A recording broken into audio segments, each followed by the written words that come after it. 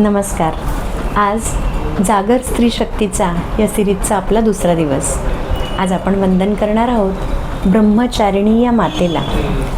ब्रह्म म्हणजे ज्ञान, तप आणि त्यागाचं प्रतीक, आणि चारिणी म्हणजे आचरण करणे, अशी ही ब्रह्मचारिणी देवी. आज आपण त्या ज्ञानाला, त्या साधनेला, त्या संयमाला आपण वंदन करूया. खरोखर ज्ञान हे फक्त शिक्षणामुळे मिळतं, आणि शिक्षण म्हणजे फक्त पुस्तकी ज्ञान का?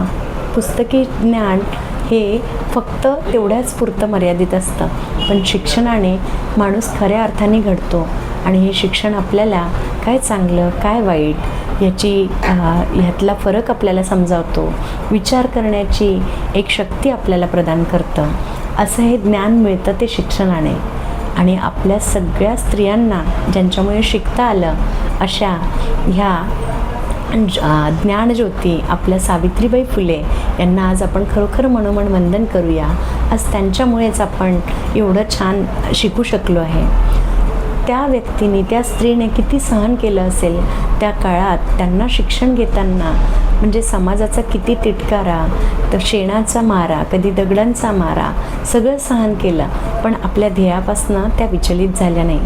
खरोखर मला तर असं वाटते ही ब्रह्मचारिणी माताच कुठेतरी त्या सावित्रीबाईंच्या रूपात आपल्या सगळ्यांना ज्ञान देण्यासाठी अवतरली असेल. खरोखर त्यांना खूप खूप वंदन. आणि त्याचबरोबर ही एक ब्रह्मचारिणी मातेने शंकरपती म्हणून मिळावा म्हणून खूप छान कठोर परिश्रम केले होते, अशी पौराणिक एक कथा आहे. पण आपण हे रूपक म्हणून समजूया. पण यातनं आपल्याला हे घेता येईल की आपलं जर कुठलंही ध्येय आपण ठेवलं, प्रत्येक स्त्रीने तिचं कुठलं तरी एक ध्येय ठेवावं, आणि ते ध्येय साध्य करण्यासाठी तिने साधनासुद्धा करावी, ते कठोर परिश्रम तिने घ्यावेत. आणि याचं एक मूर्तिवंत उदाहरण आपल्या सर्वांसमोर आहे, ते म्हणजे आपली मॅग्निफिशंट मेरी, म्हणजेच मेरी कोम यांचं. आपण बघू शकतो की बॉक्सिंगसारखा पुरुषप्रधान खेळामध्ये त्यांनी जगज्जेतेपद पटकावलं आहे. खरोखर त्या साधनेशिवाय मिळालं नाही त्यांना. सकाळी 4ला उठून त्या सराव करायच्या. त्यांना 3 मुलबाळ आहे.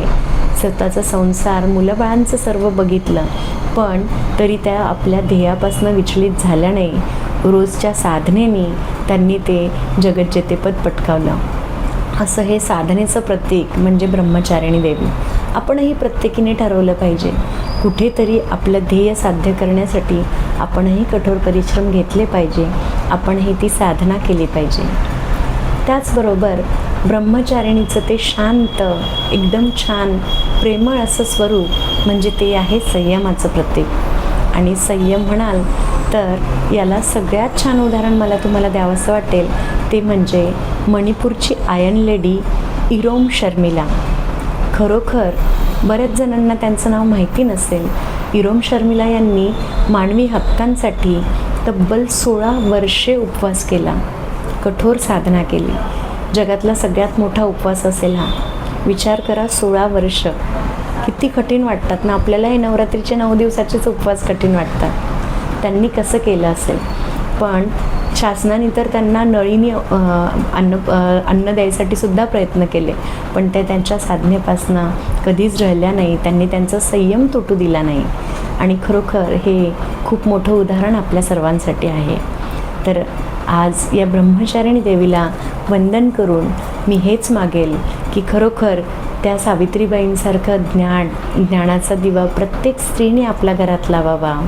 त्या मेरी कोमसारखी साधना तिने ध्येयपूर्तीसाठी करावी, आणि कठीण काळातही आपला संयम ढळू न देता त्या इरोम शर्मिला यांचं उदाहरण कायम डोळ्यासमोर ठेवावं. कारण जेव्हा एखादी स्त्री ही छान शिक्षण घेऊन ज्ञान अर्जन करेल, सावित्रीबाईंसारखं ती ज्ञानार्जन करेल, त्याचबरोबर मेरी कोमसारखी साधना, तपश्चर्या तिच्यामध्ये असेल, आणि इरोम शर्मिला यांच्यासारखा संयम जर असेल, तर फक्त एक घरच छान बनणार नाही, तर आपला समाज, आपलं राष्ट्रसुद्धा एकदम छान बनेल. आणि त्या सर्वांसाठी खूप खूप थँक्यू. त्या सर्वांना वंदन. Thank you, thank you, thank you so much. आजच्या ह्या व्हिडिओला लाईक करायसाठी, सबस्क्राईब करायसाठी माझं जे चॅनल आहे Ayurveda vibes with doctor Kanchan, याला तुम्ही सगळ्यांनी लाईक आणि सबस्क्राईब करा. खरंच तुमच्या सर्वांचे खूप आभार. थँक्यू.